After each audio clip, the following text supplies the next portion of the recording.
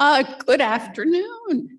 We are reconvening the May 11, 2023 meetings of the Palm Desert City Council Successor Agency to the Palm Desert Redevelopment Agency and Housing Authority. Madam Clerk, would you please call the roll? Councilmember Harnick, Here. Councilmember Nastandi, Here. Mayor Pro Tem Quintanilla, Here. Councilmember Truby, Here. Mayor Kelly, Here. all present, Madam Mayor. The Pledge of Allegiance will be led by Councilmember Harnick, followed by words of inspiration from Mayor Pro Tem Quintanilla.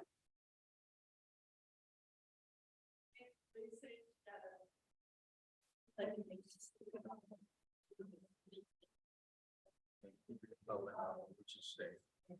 One nation under God, and liberty and justice for all.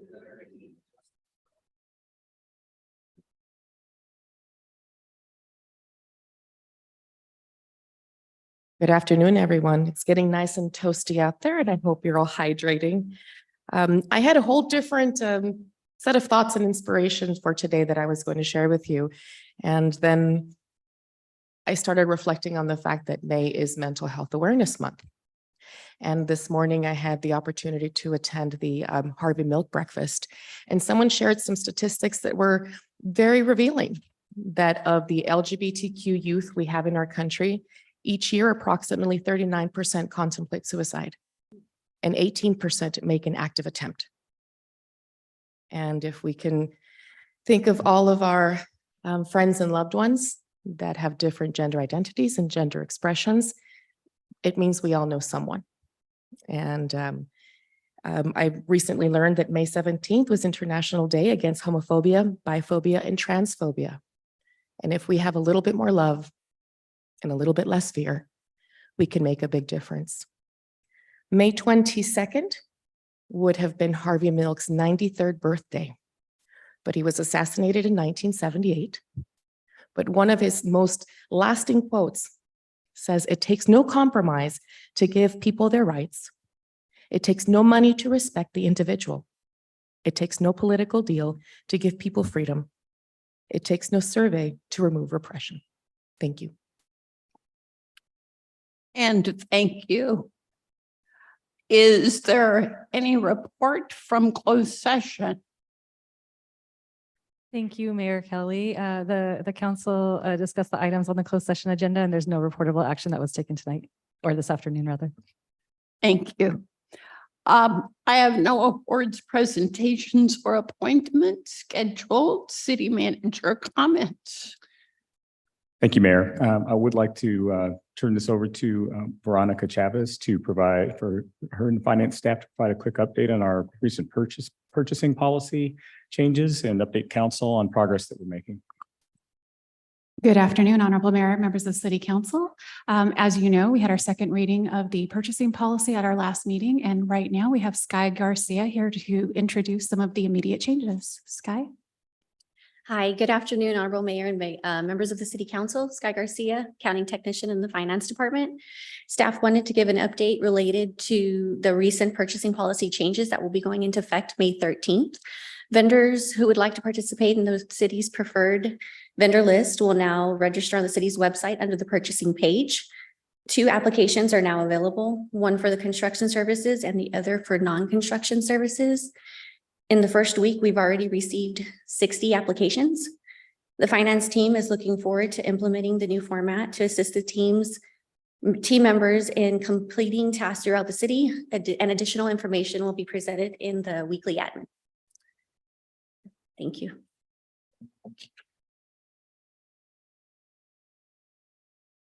That's it. Thank you, Mayor. Mayor, council member reports and requests for action, beginning with council member Harnick. Thank you, Mayor. Just a couple things I wanted to mention. I hope everyone had an opportunity. I think it was yesterday. There was an op-ed in the Desert Sun by Richard Weintraub, really celebrating his experience at the Palm Desert Aquatic Center and how wonderful and welcoming everybody is there. And I just thought it was nice to read about something like that in our newspaper. And if you didn't read it yesterday, you can always go back. I know you can find it online and read it. I did want to mention that Visit Greater Palm Springs has an autism certification award. And that's something that the city is looking into. The Living Desert has achieved their certificate. And it's something so that we make sure that as a destination, we make everyone feel comfortable when they visit our city and our region. The other thing is every year we budget, and thank you very much. We just went through the budget process. Great job. But every year we budget for 2 council members to attend the International Conference of Shopping Centers. And it's held in Las Vegas. It really does help us learn about the trends, make sure that we are aware of changes that are happening in the retail market. And it's such an important thing to all of us here at the city. And this year, we have 2 members of the council going, and it will be me and Karina Quintanilla. So we will both be attending in a couple of weeks or before our next meeting, and we'll come back. I'm sure we'll both have lots of reports on it. And that's it. Thank you. Councilmember Nasande. Thank you, Mayor. At my CVAG Energy and Environmental Resources meeting, which is now we're changing the name to Energy and Sustainability Committee. So a new name for us. And at that meeting, there was a agency called Grid Inland Empire. And CVAG staff and this company asked me to bring it to the city council's attention and staff that they work with the state to get grant funding that provides clean, renewable solar energy to our lower income residents. And they help in the process. And so they're hoping to collaborate with staff. And I brought their business cards as well. So maybe that's something we can look into. Okay. Mayor Pro Tem Quintanilla. Thank you very much, Madam Mayor. First off, I want to say kudos to our staff, every single one that participated in our Arbor Day celebration, which was absolutely wonderful, 50 trees for the 50 years, and to our partners at West Coast Arborists. It was a great opportunity to plant trees with the little ones. I know that Mayor Kelly and Councilmember Harnick were present. I stayed pretty much the whole day, planted some 8 trees and was sore for a few days after, but it was a great investment in their future. In terms of some of my committees, I had this Tuesday, the opportunity to meet with the McCallum Policy or Education Policy Committee, and I was able to get a little bit more of a debrief regarding the open call. And they mentioned they were sold out the Saturday and Sunday and had to add an extra 800 seats for open call. With over 3,000 tickets sold, it really gives a perspective of how many people come to Palm Desert for this variety of arts. And we can only imagine the economic impact and the TOT impact because people that come from out of town to visit the performers. There will be a choreography festival in November that is already drawing international applicants, which puts Palm Desert on a global spotlight. And this has been a great, worthwhile investment for Palm Desert because from there, we have been able to influence 18,000 students that have received services and have attended 59 performances. I was able to participate at the Artist Council Young Artist Exhibition, again, relaying a lot of these same themes of expression and mental health from the perspective of youth in mixed media, from charcoal to ceramics and all of the works. And with CVAG, the Public Safety Committee met and we discussed the Mylar discussion, and it's available on their report. It was page 48 and 49, which I did send to our city clerk, where they state no financial impact for the update for development of a model ordinance can be is anticipated should it be covered by public safety or the environmental resource to endorse a regional approach. So hopefully that does give some guidance as we had expressed in a previous meeting. They happily reported that there were less arrests this year for the music festivals. And I was very proud to be able to share that Palm Desert, thanks to our budget updates, have allotted to support school resource officers in our middle school and high school. Desert Sands was the only district that was present there that had their security director to give an idea of what we do and how it impacts, and the other districts either had a representative or were no-show. And as stated, I was proud to be the one elected official from Palm Desert representing us at the Harvey Milk Festival. And that is it for me. Thank you. Councilmember Truby. Yeah, just want to report that I was lucky to attend the Southern California Association of Governments meeting, which we hosted right here in our city at the JW Marriott last week, Thursday and Friday, with nearly 1,000 attendees. We were able to showcase our beautiful city. And I want to give a shout out to my fellow Councilmember Jan Harnick, who was so proud to watch her in action as unfortunately it was the last meeting, but as the outgoing president of Southern California Association of Governments, and she represented our city as well as you would imagine. So, and I'm looking forward to today's agenda. So thank you so much. Thank you. And just picking up on what Councilmember Truby just shared, I have been privileged this past year to watch our colleague Jan Harnick as she has led SCAG since I am both a member of the Regional Council and the Executive Committee. And she has really done Palm Desert proud by being an outstanding leader of our entire region and marshaling collaborative enthusiasm for a comprehensive approach to assure connectivity throughout the region and raising the profile of that need to be comparable to transportation as critical infrastructure necessary for our residents. So the respect she has commanded will undoubtedly enhance Palm Desert standing in the future. So thank you. I want to thank Mayor Pro Tem Quintanilla for featuring International Day Against Homophobia, Transphobia, and Biphobia on the 17th of this month. It's an important occasion to remember the commitment of this city expressed in Resolution 2018-09 to stand against bigotry in all its expressions.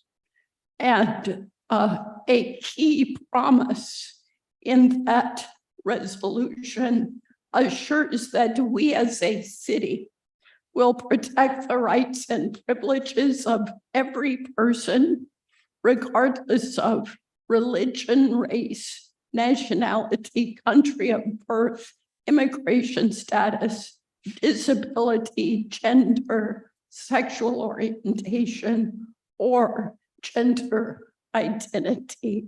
And we can all be proud to be a part of a community in which we raise each other up to achieve our highest potential.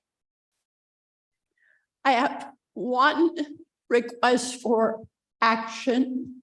Coffee with the mayor is always a great occasion to hear ideas from residents. Our most recent Coffee with the Mayor focused on active transportation and all the city is doing to enhance safety for both bicyclists and pedestrians. We shared about our program to assist businesses in offering bike racks.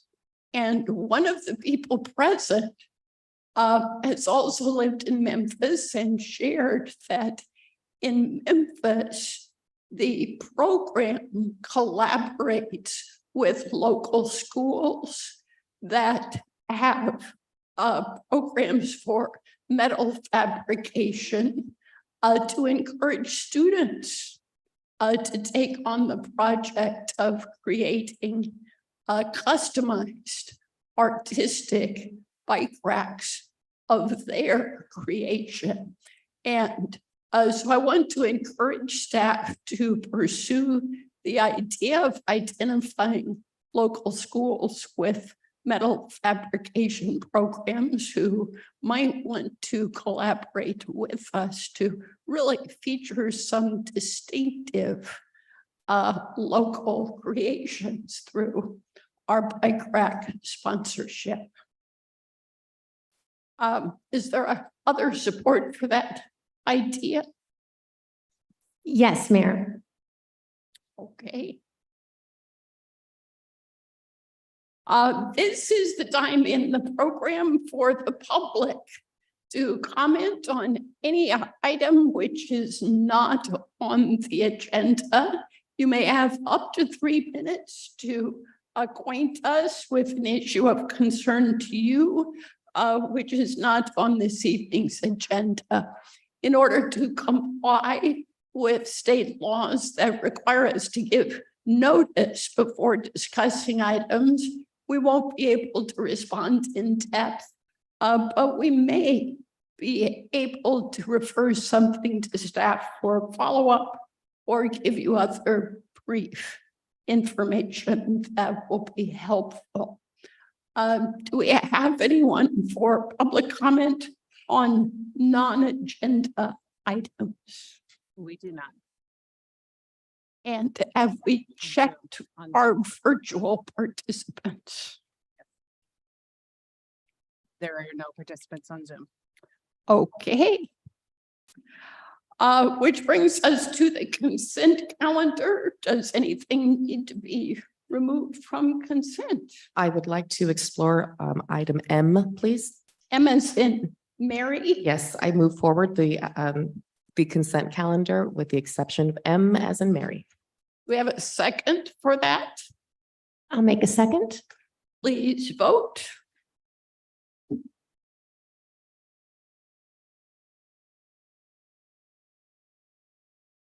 Motion passes 5-0. Thank you. Item M is approve the start of proceedings to levy and collect annual assessments and grant preliminary approval of the 2023-2024 engineers report for Consolidated Palm Desert Landscaping and Lighting Maintenance District number 1. Did you have a specific question to take up, Mayor Pro Tem? I do have a specific question.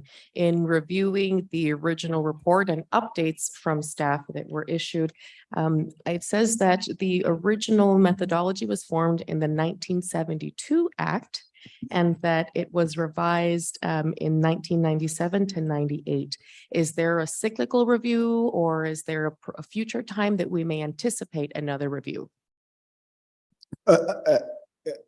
Mayor Pro Tem Quintanilla, if you're referring to the methodology, I believe it's a continual methodology that's been used. I do not recall if we've explored other methodologies. That's something we could take up with our consultant to look if there is other ways for the apportionment of the district. Perfect. Yeah, again, just wanted to see that it's been quite some time and if it was on a cycle so we could anticipate if it would be revised again. Thank you. I appreciate you. Very welcome. Would you like to move the item? I would like to move item M under the consent calendar for approval. Please take the vote. Oh, I'll second it.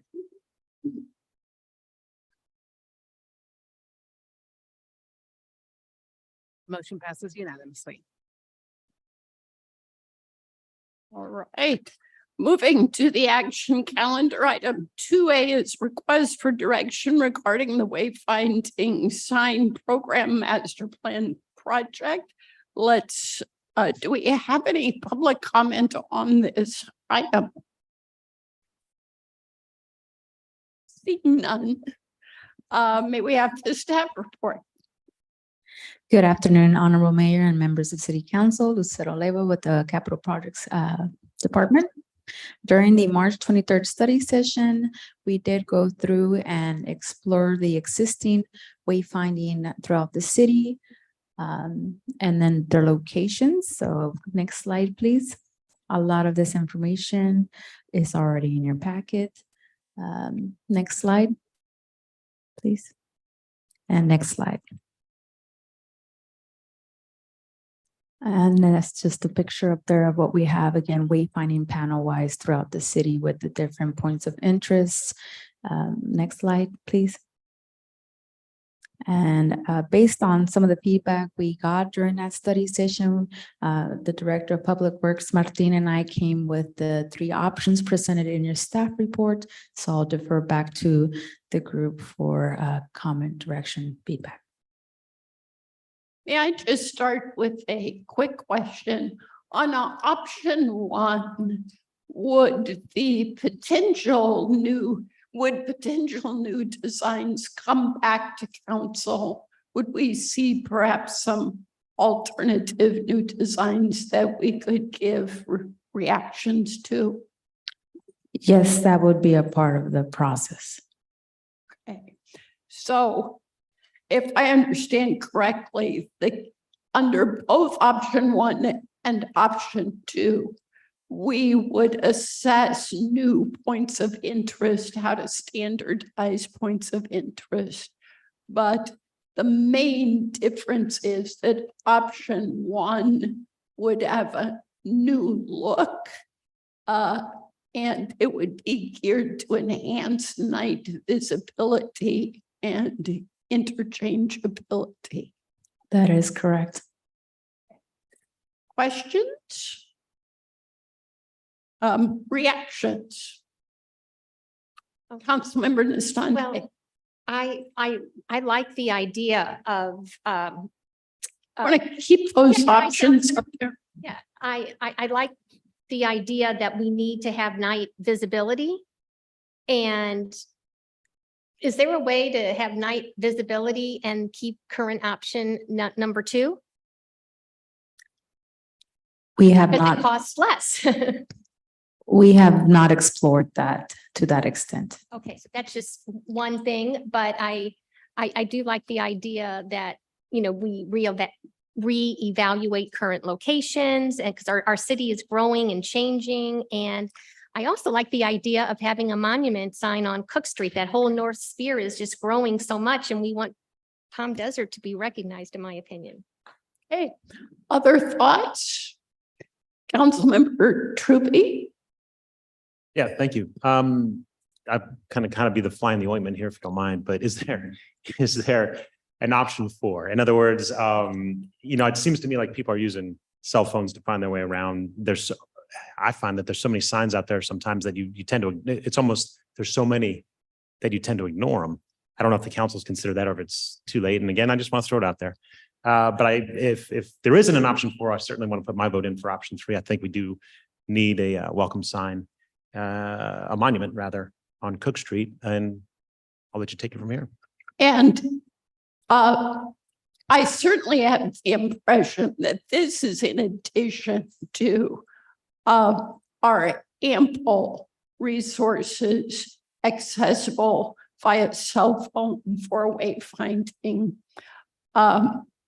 It's not a substitute for that, but I certainly know in terms of my conversations with visitors that even if they've used their cell phone, having signs to reassure them they're on the right track is useful. And as I understand it, these are not 3 alternatives. 1 and 2 are alternatives, and 3 is a potential addition. So it's 1 or 2, potentially plus 3. Is that the gist? That is the gist. Mayor Pro Tem. Thank you, Madam Mayor. Thank you, Lucero. As Councilmember Truby said, can we explore the mixing of ideas? I really like the idea of interchangeability. We've discussed it in, for example, the Cultural Arts Committee, that it doesn't take more than somebody that's not paying attention to knock over a post, and it would be easier if we had something already available to be interchangeable.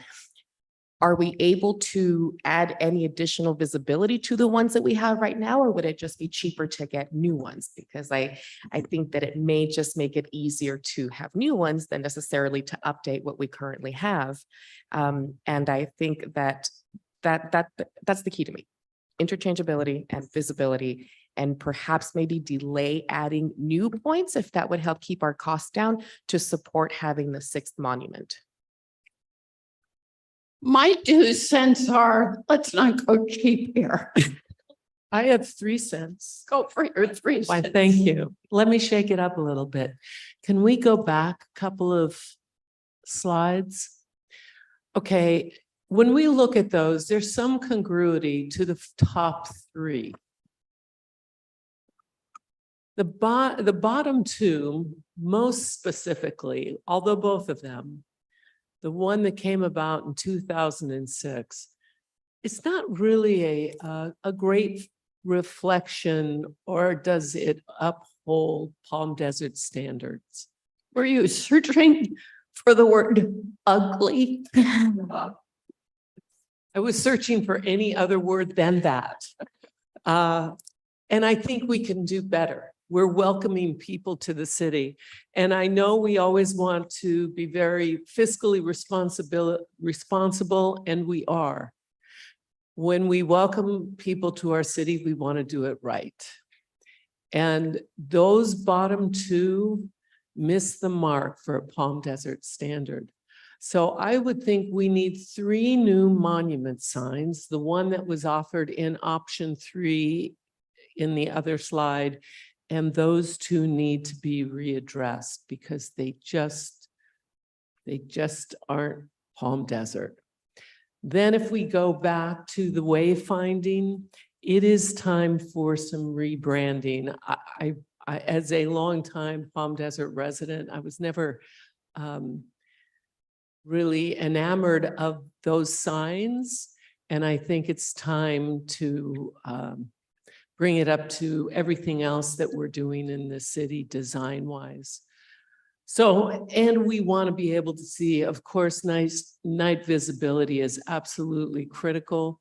And as far as the phones, and we all use our phones so much, but sometimes we don't even know what's out there. We don't know what we don't know enough to look for, oh, is there an artist center in Palm Desert? But if we see that, we'll know that we should. So I think, yes, we have to identify the San Pablo corridor. There are things we must identify that currently are not being highlighted as we could with some of those signs, with an elegant Palm Desert style sign. So I think there's a combination. I think, of course, none of the options are there. We're going to have to shake it up a little bit. And I think we need to look at new monument signs, a few new monument signs, and let's make sure that we increase the level of design for the other wayfinding. Yes. Can I ask a question of Please. Councilor? So basically, you're in favor of option 1, and then option 3 with the bigger budget to replace 3 monuments. Is that correct? Yes. Okay. Yes. Okay.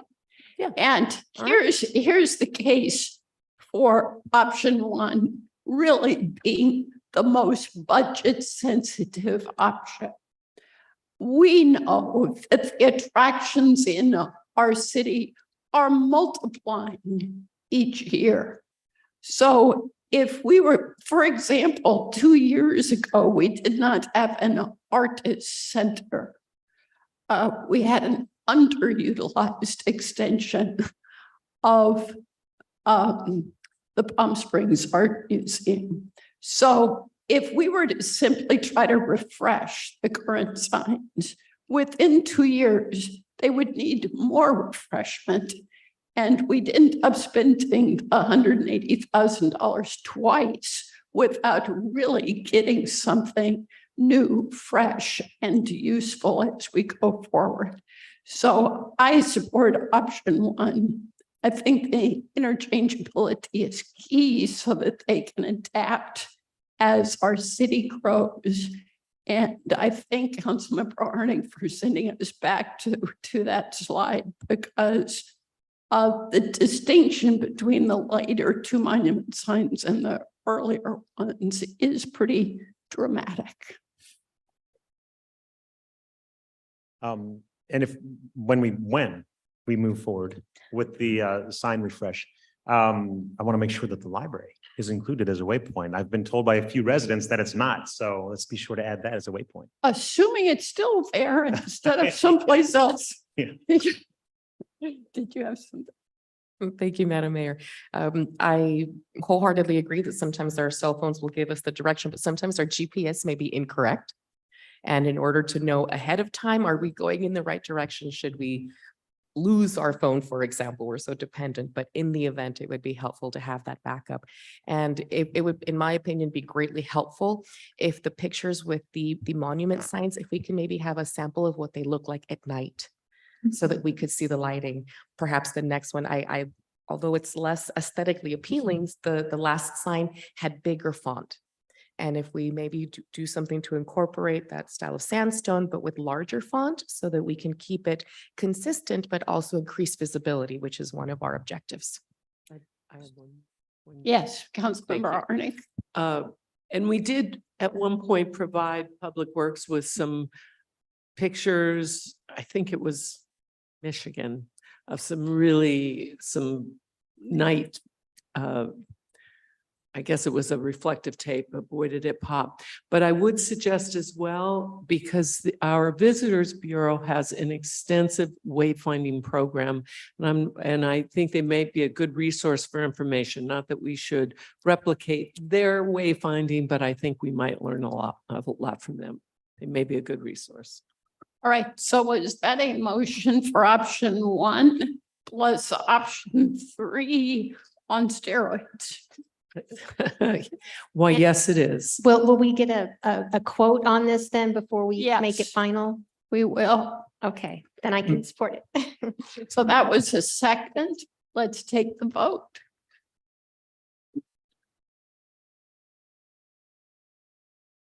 Motion passes unanimously. And next, we have a request for direction regarding the Palm Desert Library. For those of you in the audience, we had an extensive study session on this topic earlier today, going over the history as well as some of the finances. So, Mr. Gary.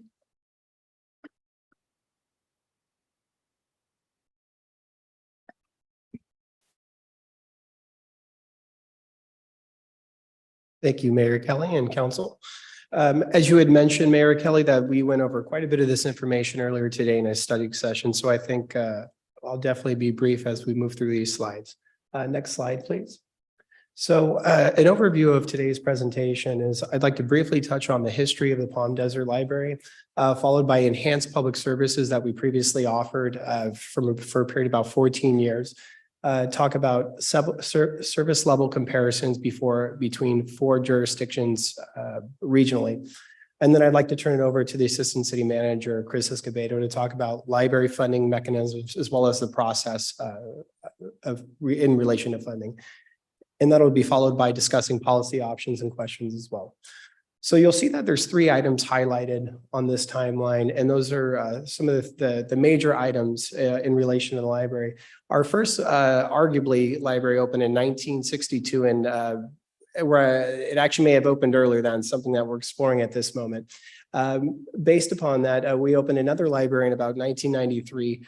That library actually started about 10 years earlier through different community-led efforts for a Vision 2000 effort through the city. Moving forward, we continue to operate our current library at the College of the Desert, which is about 20,000 square feet on each side, operated by the city and the county, the county and the college.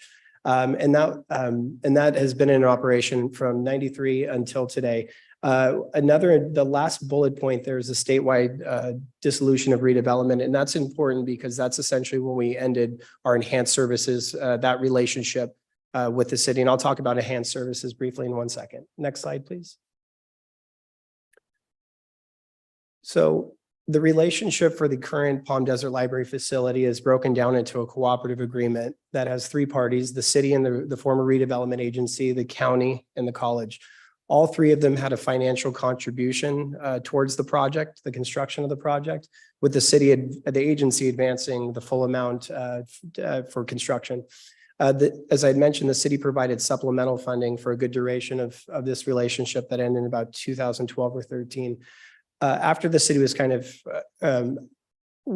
the county and the college at this point are responsible once the facility was constructed for the operation and maintenance of the facility, whether it's utilities and staffing and maintenance, whether it's custodial or facility maintenance as well. This agreement was a 66-year agreement, and we currently have 36 years left on this agreement. Next slide, please. So when the city initially funded construction for this project, the library construction could be broken down really into three categories: planning, construction, and then FF&E, furniture, fixtures, and equipment. That total is about almost $4.7 million. This excludes two things: the enhanced services that I'll talk about on the next slide, which is about $2.4 million. And this does not include for construction of a traffic signal on Fred Waring as well. Next slide, please. So for the previous enhanced services from 1998 to about 2013, the city contributed additional funds for supplemental items at the library. And those really fall into three categories: supplemental staffing, additional library hours, and supplemental materials. That total, as I previously mentioned, was about $2.4 million. In regard to supplemental staffing, the city funded additional private contracted staffing through the library, through library systems and services for 6 positions. For additional library hours, that extended the evening hours, I believe on a Thursday for 3 hours, and then essentially increased hours over time as well. It also included a frequent, I believe, weekly bookmobile stop at Joe Mann Park. That stop is less frequent and probably more so sporadic as far as its stop. But it does appear it stops at Joe Mann Park infrequently. In regard to supplemental materials, this is just to replenish the circulation and keep the materials fresh in the library. And that was about the tune of about $50,000 annually. Next slide, please. So staff took a look at the four regional jurisdictions, Palm Desert, Rancho Mirage, La Quinta, and Palm Springs. And two of those entities operate under the county model and 2 operate separately as a city model. And so there's various statistics that were included in this presentation, but also in your agenda packet as well. And just two comments about these statistics is that it appears that just the more inputs you put in, the more revenue or control and financing you have of a library, the more outputs that there tend to be. And just as well, just a general comment that the county provides at the best it can an equitable level of service with the resources that it has. So when you're looking at these statistics, it's the county trying to provide equal services to those that have branches throughout the region, whether it's Hemet or it's the city of Palm Desert. So the financing is generally according to that. And Chris will definitely talk more about the financing. So with that said, I'd like to turn the presentation over to Chris Escobedo. Thank you. So some brief stats here. Between April 22 through March 23, the library had just over 91,000 visits and total circulation at 190,000. And the breakdown is 66% of the users are adult, 34% are children and young adult. Next slide, please. So, and adding on to what Chris was mentioning with respect to the cooperative agreement, at the same time in 93, the city, former redevelopment agency of Palm Desert, and the county created a library district improvement fund where a portion of the property tax would go into this fund for the provision of library services in Palm Desert. So the idea was this funding would go in, the funds would be available on demand for the county for their use in Palm Desert. Next slide. This chart here is a highlight of the financials. The 2 boxes in magenta will be of particular focus. We'll start with the left side of the red bar.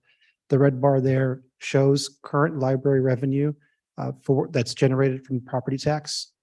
So roughly for this year, the in the county library district fund, there'll be approximately $3.4 million generated.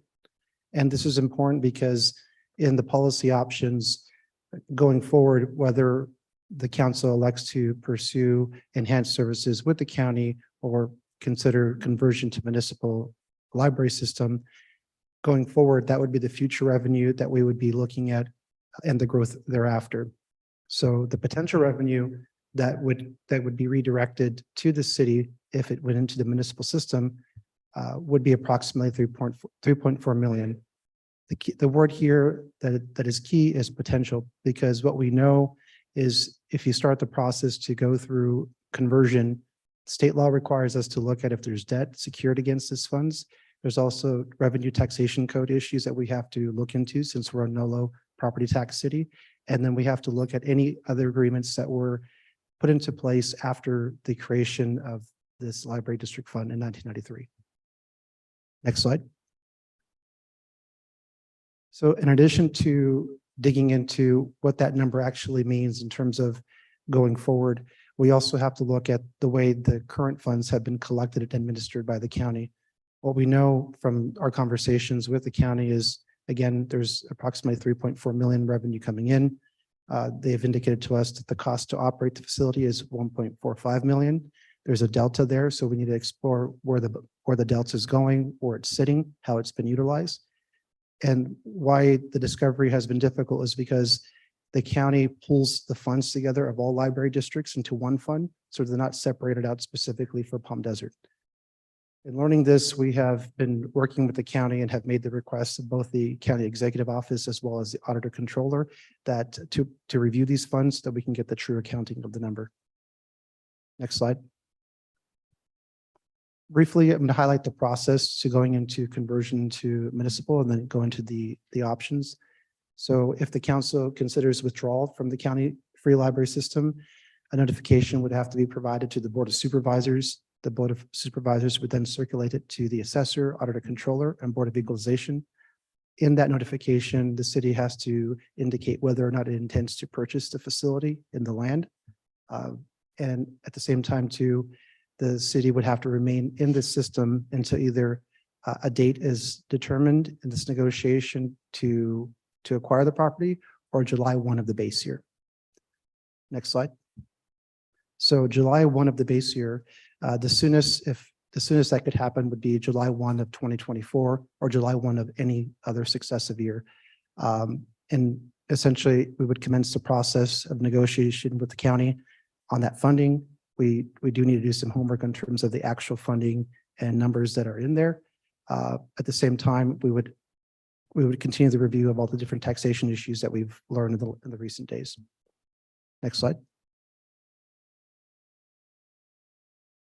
So brief timeline. So option one, if the council elects to pursue a withdrawal, we have to provide the notification, begin negotiations both with the county and the college for interim service delivery, as well as the land and its use, negotiate the funding, as well as seek input from the community on program and service levels, and in particular, look at the staffing model of how the city would operate it going forward and the assessment of that facility. Next slide. Option two is more expedient. In recent meetings with the county, they have been more than willing to work with the city, throwing out several suggestions about enhancing services. We've learned that they have improvements planned for the facility, as well as thrown out the idea of partnering with the city to construct a new facility. Option two, we would commence immediate input meetings from the community to see what the service enhancements would be. We would then bring that back to council to request a proposal from the county and negotiate with them those program enhancements as well as any building improvements needed.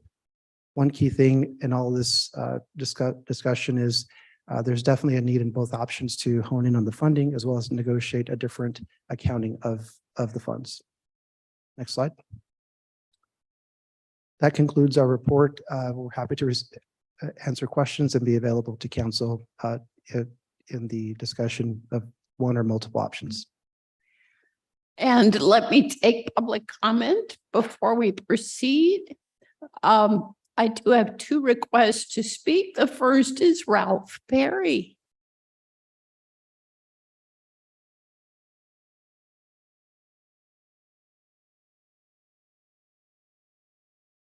And you know the drill. You have 3 minutes.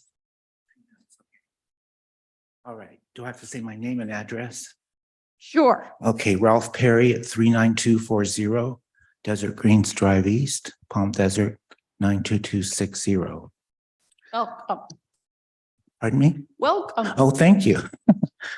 All right.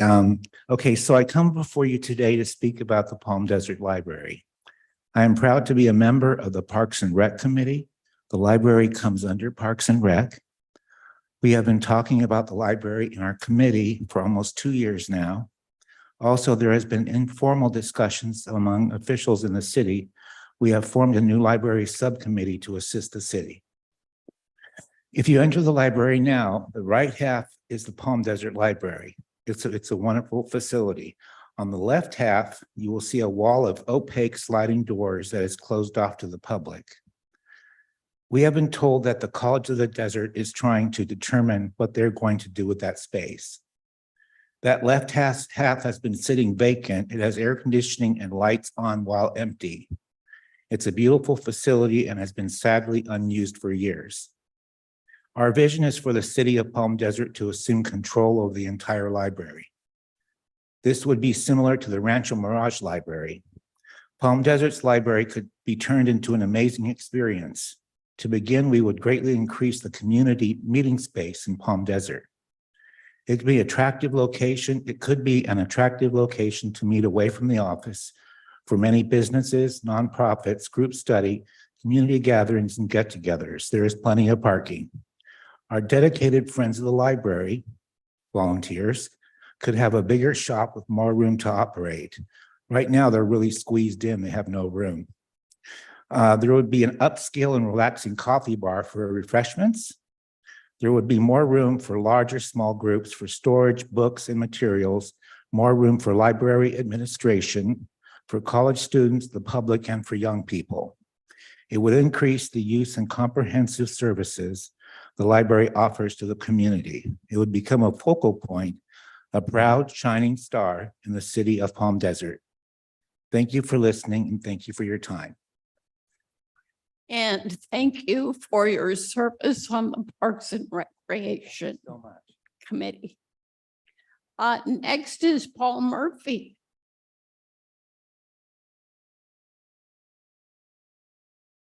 Paul Murphy, 73064 Skyward Way, Palm Desert, California. I'm chairman of the subcommittee for the Park and Rec Commission of the library. We got involved about 6 months ago. None of us had any idea what we were getting into. I was asked to go over and take a look at what was going on at the library because the first 2 months we heard nothing from the library. I went over there and found out that the city of Palm Desert had absolutely nothing to do with the library.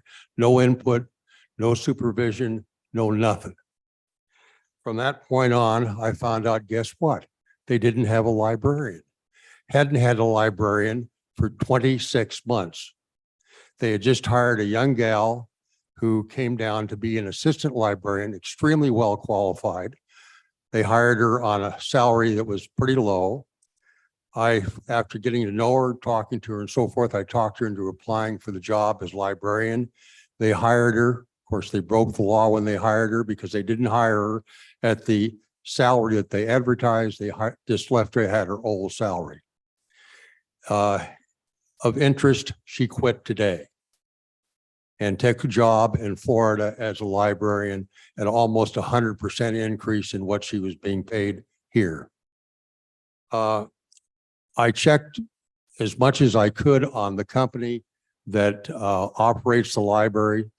They almost got started back when the Palm Desert Library got its existence. Their first client was Riverside County. They haven't grown very much. They do have Osceola County in Florida. That's it, plus 2 libraries in Ventura County. I talked to people who had been in their system in Ventura County. Very, very uncomplimentary. Obviously, the library is not being operated the way it should be operated. Now is a wonderful opportunity, I think, for us to step in and try to have some input as how a library is going to go forward, because there's no management over there now, and I can just see the same thing happening all over again. Okay, one last comment. There's a lot of changes in the library industry, and I think that maybe you ought to ask our committee to study the future changes in the library operations and make some suggestions. Okay, thanks. And thank you for your service as well. Any other public comment on this item? If not, then let's hear from the council. Councilmember Truby. I know we covered a lot of this at the study session, so I'm glad you all came up to listen to us here. That's on the agenda, and we can talk about it and have input from the general public. Thank you. So there's a couple things, and I think I want to first applaud the two Chris's for putting together a good report in short time. You covered a lot of answers that we didn't have really answers to when I was just digging on my own. So thank you so much. Going back to one of the previous slides, we saw that there's $3.4 million coming in, or rather, I'm sorry, Riverside County is collecting from Palm Desert residents $3.4 million on behalf of library services, and yet we're receiving $1.2 million in service. That's their budget. So there's $2.2 million that we aren't seeing the direct benefit of right now.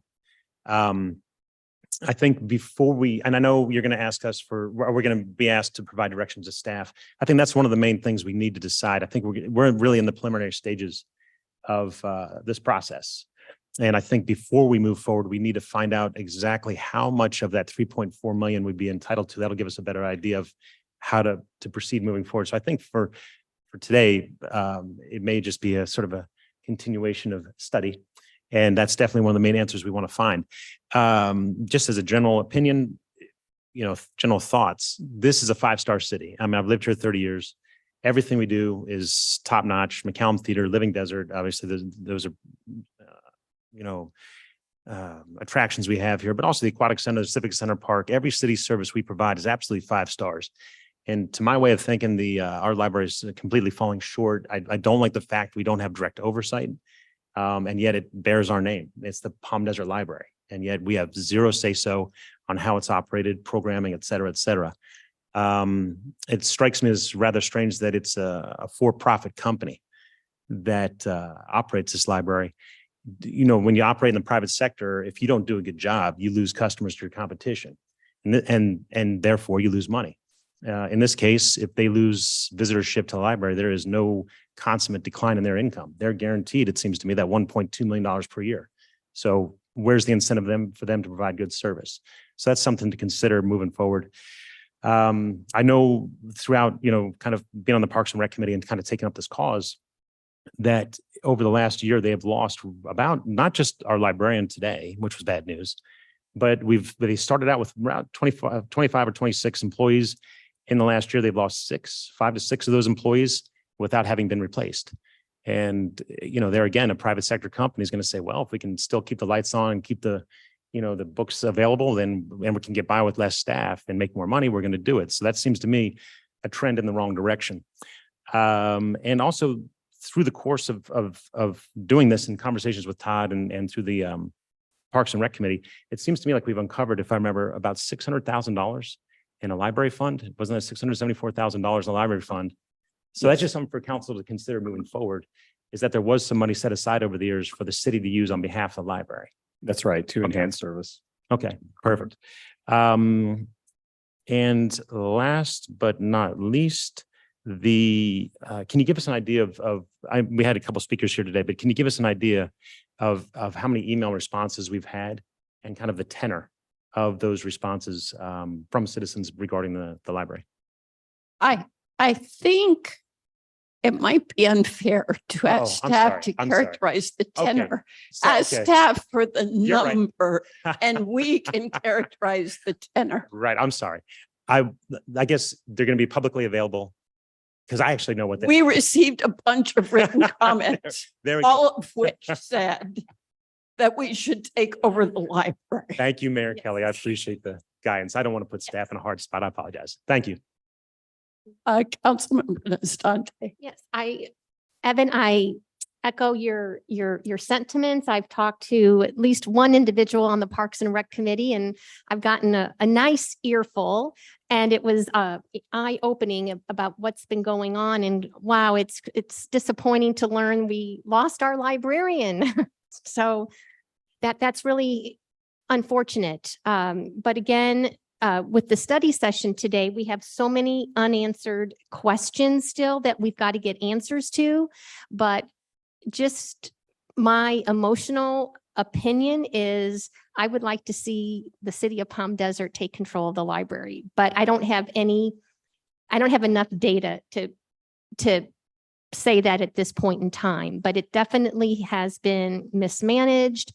And the county, the Riverside County is a huge county. I think there's over 800,000 residents. So the county's motivation and goals are to take care of the whole county as a whole, not so much Palm Desert.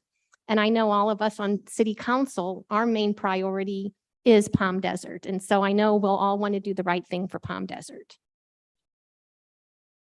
Councilmember Harnick, are you ready to comment? I have a couple statements. The first thing I wanted to do was thank the Chris's for all the work you did digging deep and getting that information. And I also want to thank Mr. Perry and Mr. Murphy, Ms. Buller for kind of really shaking this up. And thank you, Evan, for energizing the issue because it absolutely must be addressed. There's no question about it.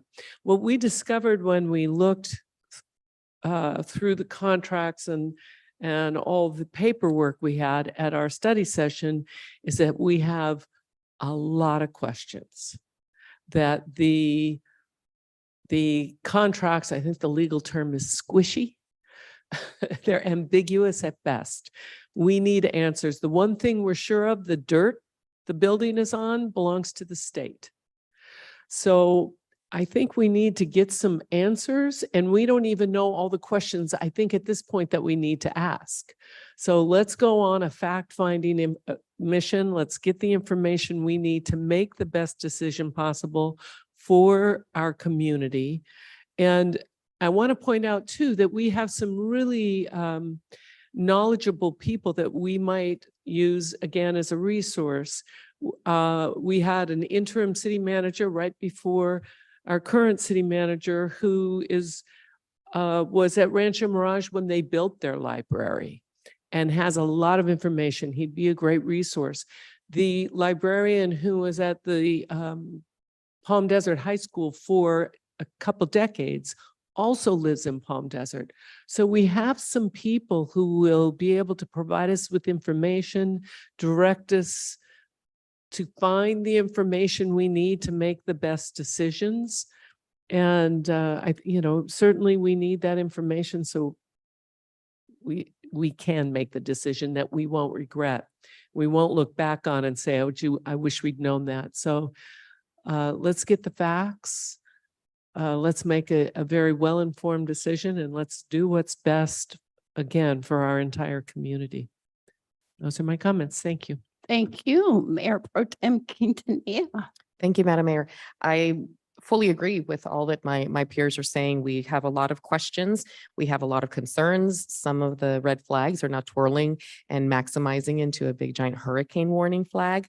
And I have definitely been concerned when I go in and see this gigantic vacant space where we are paying to heat it, cool it, and light it, knowing that we are using the library as a cooling center and that we're wasting half of the resources to cool an empty building is heartbreaking and fiscally irresponsible.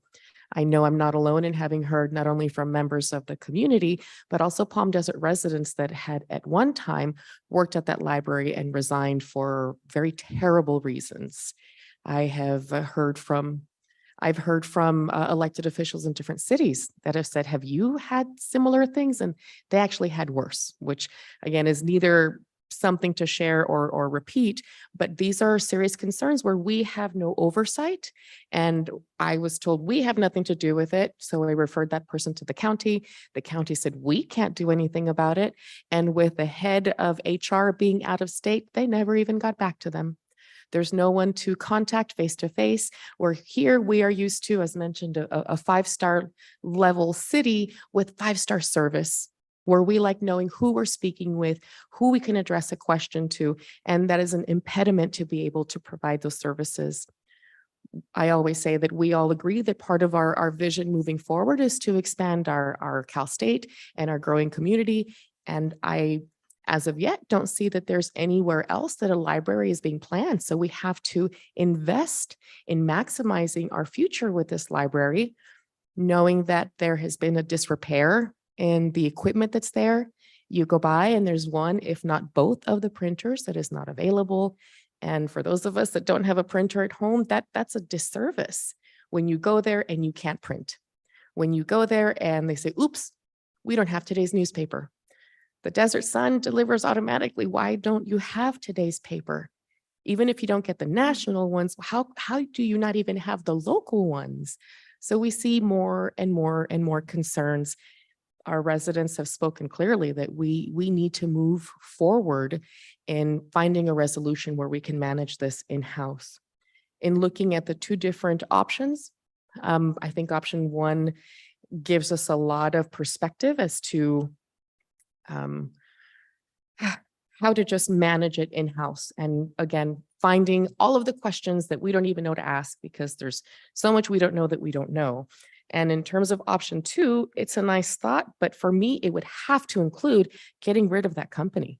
To me, that's non-negotiable. And moving forward, is that something that could even be the first thing, and to tell the county, take your time and figure out the numbers, but is there any other entity? Is there, as we're looking at La Quinta or Rancho Mirage, is there a way to adapt their model or expand those services so that we can eliminate such a dysfunctional entity that has become something that's ruined our library? All right, let me try to pull this together and suggest direction for today. It's pretty rare that we get lots of public comment on an item before a meeting, and it's all on one side. And that happened with this issue. There is no one who has stepped up to be an advocate for the status quo, who has said, boy, you guys sure have a terrific library. Don't you do a darn thing. So I believe this council has heard the outcry, and that there is substantial sentiment on the council to choose a new direction. In the time when this current arrangement was put together, the cast of characters at the college and at the county were familiar. There was a deep level of trust. We're now in an era when the cast of characters, both of those places, changes with some frequency. So even if very exciting promises were made, it would be difficult to count on those being kept unless we had an employee who was assigned full-time to monitor the keeping of those promises. So I hear sentiment to go in a new direction. We've also emphasized that we need more facts before we can formalize that sentiment. And I will itemize a few things that strike me as key. First, as Councilmember Truby mentioned, the amount currently allocated from property tax toward library services is roughly 3.4 million, with 1.4 being spent on operations. We heard in the study session that there are two other pots beyond operations to which this money allegedly goes. One of which is to support countywide operations, which we do utilize through book exchanges. The other of which is an account to recognize the depreciation of the infrastructure at the current location so that it can be replaced when necessary. So a first key question is, can we get access to that third pot? What's in it? And can we get access to it as we chart our next chapter? A second front that I think would be helpful is sample operational budgets from comparable libraries to what we're anticipating. We are a contractor city. We strive to utilize partners. A good example is our collaboration with the YMCA to operate the aquatic center. So a front upon which I would suggest we need some exploration is, how can we maintain that character as we chart a new direction for the library? We don't want to end up with another for-profit arrangement that bilks us without producing good services for residents. But is there a way to preserve our contractor status without greatly enlarging the city staff? We need some preliminary assessment of what the capital needs are at the current location. I don't think we want to negotiate to take it over only to discover it has $20 million of deferred maintenance. So we need some way to understand the infrastructure needs at that location. And lastly, I would mention, particularly given Mr. Murphy's comments, we need a strategy to prevent further starvation of our library during the 18 months or so it's going to take us to get from here to a new chapter. It really looks like as each day progresses, things are getting worse and worse, despite the county's promises to give us enhanced service. So I would ask for some strategy to address that 18-month period. We have a superb subcommittee from Parks and Rec, and I would ask, as we give direction today, for the council to invite me to seek out further appointments to a task force. So invited.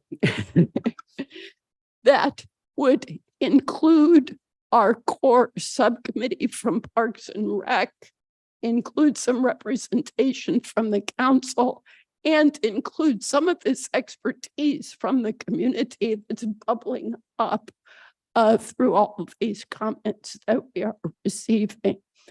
So my suggested direction for today is to indicate we are inclined toward option one, dependent upon further research including what I have itemized as well as what everyone else has requested in the study session, with direction to the mayor to bring back a suggested task force for appointment. Would someone like to move that? Yeah.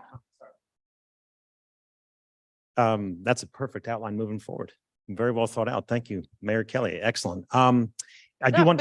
That was a motion. Well, they're almost emotional. I just want to make one more comment that I forgot to mention during the course of these discussions, is that we have a very robust and committed and active Friends of the Library group that, despite all the constraints that are put on them by the Riverside County Library System and everything else, are still the most successful by far Friends group in the Valley. They raise a lot of money. And one thing I forgot to mention is they raise somewhere in the neighborhood of $40,000 to $50,000 a year. And what they've been tasked with providing more of the services that should, instead of going above and beyond the services already existing, they're being asked to fill in what LSS is falling short. So I would ask that somehow we reach out to the Friends group and have them involved moving forward towards policy. Thank you. Absolutely. I will assure that they are included in any proposed task force I bring back. Thank you. Is there a second? I will second the motion. Are we ready to vote?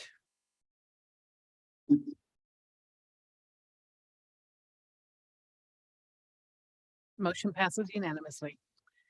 And again, thank you to the Parks and Rec group and to our liaison, Councilman Petrupi, and to staff and all the members of the public who have brought this issue forward. Madam Mayor, may I request a small stretch and comfort break before we Before we dive into the next one? Of course, let's take 10 minutes. Please be back. Oh, heck, be back at 5:25.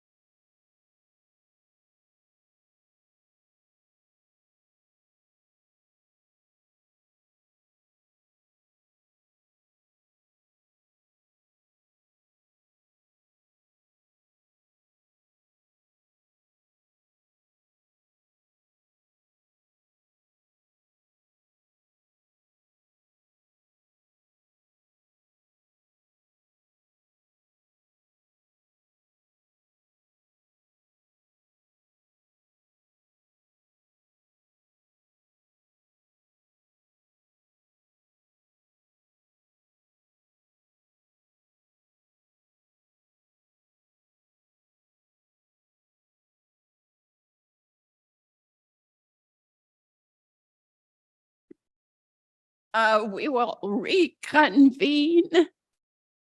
Item C, authorize staff to proceed with public engagement process and public education on potential general sales tax measure and provide direction on drafting a resolution with ballot language for the council's consideration at a future date. This has been the topic of much past study by the council, both by a study session and our recent special budget study sessions. Is there any public comment on this item? Madam Mayor, I believe she's outside at the moment. I don't see any hands raised. It's okay. Here she goes. Ms. Chavez? Thank you. As you mentioned, this is our first formal step in our ongoing conversation relative to the potential sales tax measure. City of Palm Desert has a long track record of financial planning for fiscal responsibility.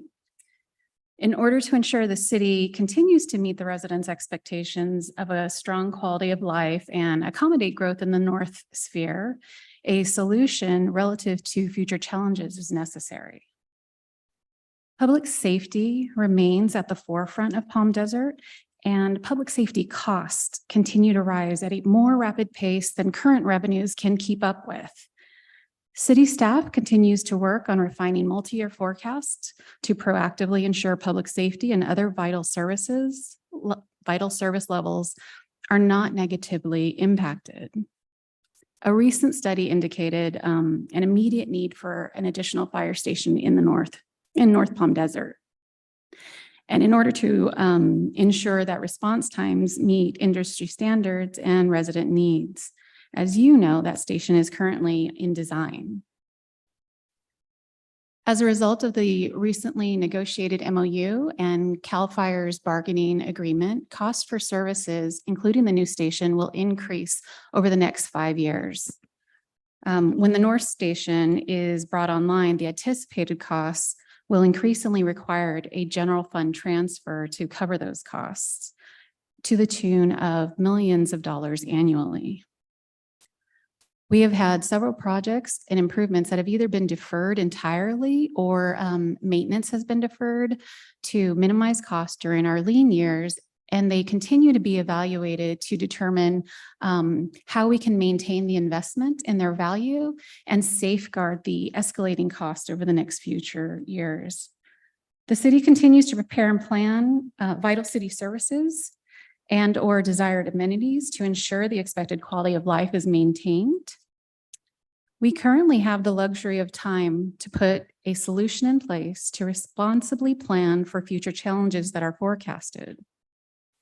A sales tax measure provides the most efficient opportunity to remain fiscally sound while safeguarding the level of service expected by the community. Next page, please. So what are the basic benefits of a 1% general sales tax?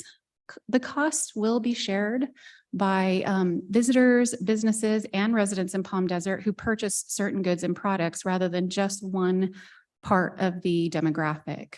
Given our tourism market, this seems like a viable way to ensure that we are covering our costs and spreading the cost to the various stakeholders. The measure would ensure that the funds stay locally and cannot be taken away by the state.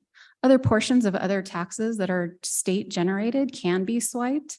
We saw that with redevelopment, and we've heard that time and time again over the past few weeks. And so this is a way that we could retain the funds here locally. It's not a parcel tax on local homes or property owners. As I mentioned earlier, it diversifies who is actually taxed. And so there's not one group that receives an unfair burden of carrying it. Sales tax is the largest single revenue contributor for the city's general fund, and it supports all of our city services, such as our parks, our streets, our facilities, and various recreational services. Next page, please. So what are the next steps? We will be working with if approved, we will be working with a consultant to conduct public opinion and community priority surveys. They will be developing additional surveys to gauge the community's desired priorities. We will work through the public information and outreach period. And then they will once again track poll and do a reassessment. I'm sorry, do a tracking poll and reassessment.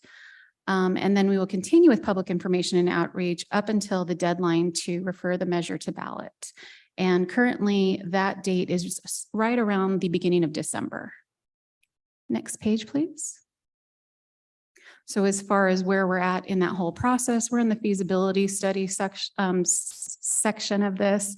This is where we start the polling and education and all these other things that need to be accomplished. Then we move into building consensus, where we talk about writing the resolution and the ordinance, and we'll bring that to council for their review and approval, creating the ballot question and public engagement. And then in December, like I mentioned, council could call for an election.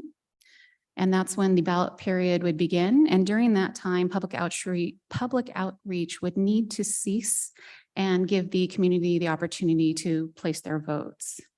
As the council is aware, placing such a measure on the ballot does not constitute a vote by the council on such a tax measure, but rather whether the voters should be given the opportunity to decide if an additional sales tax is an appropriate action to provide additional funding to meet the community needs and keep service levels at the expected level.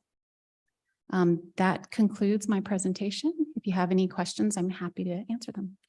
Could you just clarify that last statement that public outreach ceases during the ballot period? Yes. So during the ballot period, it is not permitted for the city or any of the consultants to reach out to the community. That's supposed to be basically a time where they have the opportunity to read the ballot, go through it, make their decisions, and move forward. So the city's not allowed to advocate? Correct. And what is the duration of that period? I believe it's 88 days. So how is it determined who writes the ballot statements for and against? That's a very good question. I might need to follow up on that. I know that we do go through what we put on the ballot and council approves that by December, but I'm not sure about that part. I'd have to follow up. Thank you. Other questions? I already asked for it before the report.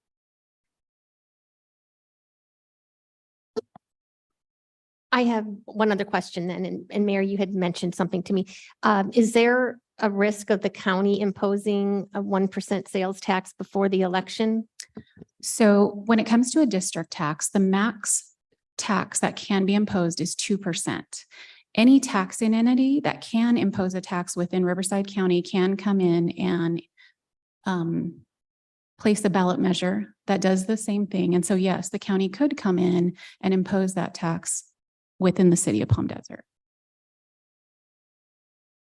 Okay, so my question is, so the county could have a ballot measure as well, and then they would get the proceeds instead of us. I apologize. If they let me think. If the county puts it on the ballot measure before we do, they essentially would beat us to the punch. If they do it at the same time and both of them are less than the 2%, then both could potentially have their 1% if that's the number that they're using. But if one puts more than the other, it could reduce what the city has access to and reduce our ability to retain those funds locally. Councilmember Truppi and Mayor Pro Tem. And just to be clear, the county would have to follow the same exact process as the city does, just like you spelled out. Correct. Okay. Mayor Pro Tem. Thank you, Madam Mayor. In terms of the public outreach and engagement, is this something that could possibly be fulfilled through our Civic Engagement Committee, as these are people and members of the community that know that part of their involvement has been designated to engage with residents as additional component to our structured series of outreach. The proposal here would be to bring on a professional firm that does this so they can let us know if there's any concerns they see that the council needs to know about, if there's any further advice that they're gleaning out in the community. And they are actually positioned that this is what they do, is they help city councils understand what the political environment is out there, what the appetite for putting a tax measure out there for a specific use. In this case, it'd be a general use, but we would make the case that the money is being planned for public safety. So they have an area of expertise that we believe the council needs in order to make an intelligent decision on the ballot language. Could I get clarification about that 2% that you referred to?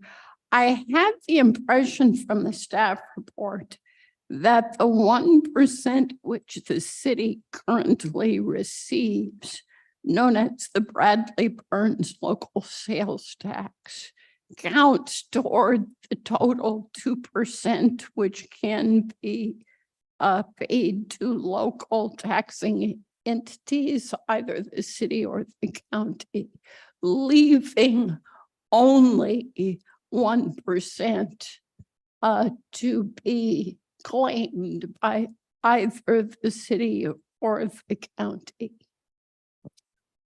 That is actually incorrect. The 1% Bradley Burns comes out of the 7.75% total. On top of that, we are permitted up to an additional 2% on top as a district tax. For instance, in Palm Springs, I believe their total tax is 9.25. So they're on the higher side of that increase. Great, thank you for that clarification. You're welcome. All right, other comments from council? Mayor Pro Tem? Thank you, Madam Mayor. We've gone through such a very extensive and detailed budget process. And just as the city has assessed our financial health, I think that I look forward to finding out more of what a research firm would provide, because we know that our residents are also looking at their financial health. And with fixed income staying fixed and cost of living going up, this would impact everyone disproportionately. Now, I know that this also were to be offset by those visiting the city. We need to look at, in my opinion, if there would be a potential to stagger, or if we could write it into the language to say, 0.5% the first year and increment, maybe a full percent after. That way we can maybe soften the change a little bit, or does it have to go straight to 1%? So as I understand it, the full amount needs to be approved when it's requested. Any increase would have to go back for vote. The council does have at its discretion to cease receiving the sales tax in the future if at any time it's determined it's unneeded. That doesn't typically happen given the way expenses rise, but that they do have that opportunity. I don't see others eager to speak, so I will speak. I think it's an amazing credit to our long-serving staff, such as Veronica and others and the past leaders of this city, that we have been able to deliver the 5-star city services that our residents have come to expect without crossing this bridge sooner. Because when you look at page 2C8 in our packet, and you look at all the cities in Riverside County already at 8.75%. It's clear that what we've accomplished up to this point in history is very, very commendable. But it's also clear from our recent study sessions that if we want to keep the excellent public safety of the 4-minute emergency response time that our residents expect and deserve, we must find a new source of revenue. Out of all those that we've looked at in study sessions, this is the least onerous because it invites our visitors to carry the hardest part of the load rather than our residents. It's well to remember that food and medical services are exempt from sales tax. So in those respects, it's not going to pinch those who are struggling most. And I think we stub our toe without really stepping forward. If we think about half a cent 1 year and a half a percent 1 year and 0.5% the next year, because no one's going to make a decision about a purchase based on whether the sales tax is 8.25% or 8.75%. So I think it is time to take the next step as recommended by staff in this report, to engage real professionals who know how to sample the public and determine public response on this issue so that we will be as best informed as possible as we contemplate the further steps. Yes, Councilmember Hornick. Thank you, Mayor. And thank you for bringing up the food and medical, because those are things that are not taxed. And this will not touch them, nor will it touch rent. So those sorts of items won't be impacted. And I also agree with the stubbing the toe analogy used to describe the 0.5 cent and then 0.5 cent more. Sometimes it's best to learn to budget immediately and not have to keep going through the process. But what we're doing here is talking about education and engagement and listening to our community. And that's what we want to do, is get out there with a professional group who can listen to the community, talk to the community, educate them so that they truly understand what this is for. And I think Palm Desert has a long, long history of being very fiscally responsible and always following through on its promises. And I think when we look at it, what we see, and we know this to be true, what people get upset with taxes is when they are taxed for an item and that item is not delivered. And Palm Desert has always delivered. And when we've ever had to increase some sort of tax, there was always the result promised. And so let's go out, let's listen to the people, let's educate them, let's remind them what we do. The response time is important. We know public safety is foundational to our community. And so let's make sure that we follow through. The maintenance of our buildings, foundational to the community. All these things must be done. So let's go engage the public, educate the public, and learn from the public at the same time so that we set forth with the best ballot language, if that's where we decide to go. And keep in mind, if we put it on the ballot, what we are saying to our community, the voters in our communities, is you can decide based upon the education you've been provided. So we're giving them the option. Thank you.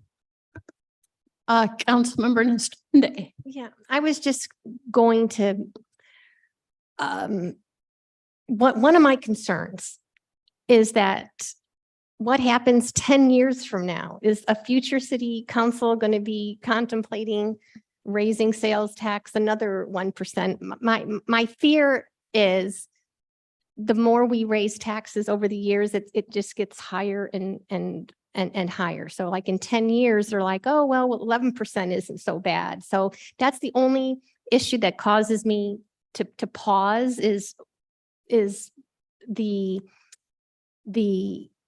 raising of taxes. Yes. But I understand what everybody is saying, and we need our fire response time. I just wish there was another vehicle of another source of income to get us there, and I haven't seen anything that gets us there. So this, to me, this is the best of the options. And what I would point out to assure you is in taking this step, we're almost the last to raise taxes as opposed to the first. And I would say it's incumbent upon us to make the right decision for today. And it's incumbent upon us to stay engaged and make sure the council of 10 years from now makes the best decision for 10 years from now, whatever that might be. Other comments before I solicit a motion? Actually, Gina's comment kind of stirred a thought. I just would urge us to use caution moving forward. I mean, it sounds like this might generate an additional $26 million a year. And just to maintain our sense of fiscal responsibility, I think there's a tendency in households sometimes, hey, I got a promotion, I got a new job, I'm going to go buy a new sports car, something you really don't need. So living to your means or maybe beyond your means, I just hope that we still keep a strong eye, if this passes, on fiscal responsibility, strong reserves, et cetera, and don't go buy a lot of shiny new toys. Besides the library. Thank you. Excellent point. Excellent point. Councilmember Arnick, did you want to move to top staff's recommendation? Yes, Mayor, I would like to move staff's recommendation. I will second that and let's vote.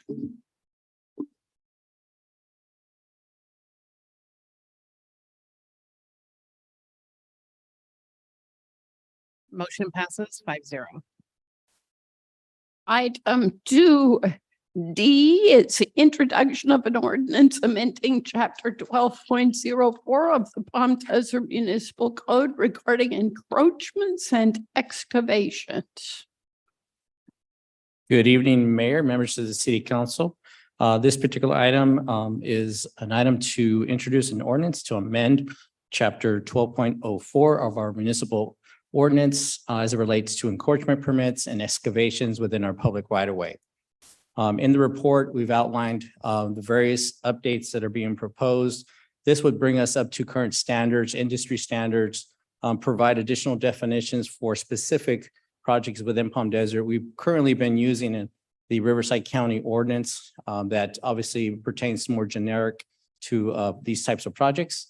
So this particular ordinance will also give us the ability to bring in our standards related to insurance, liability, bonding, issuing the types of permits that we need out there, safety requirements, and other items that are best practices here within this industry. That concludes my presentation. We're recommending approval of the introduction of this ordinance, and I'm available to answer any questions you may have. And thank you to staff for attending to this item. Do we have any public comment? No public comment. Council questions, comment, or motion? Welcome. Move staff's recommendation. Is there a second? I second. Please vote.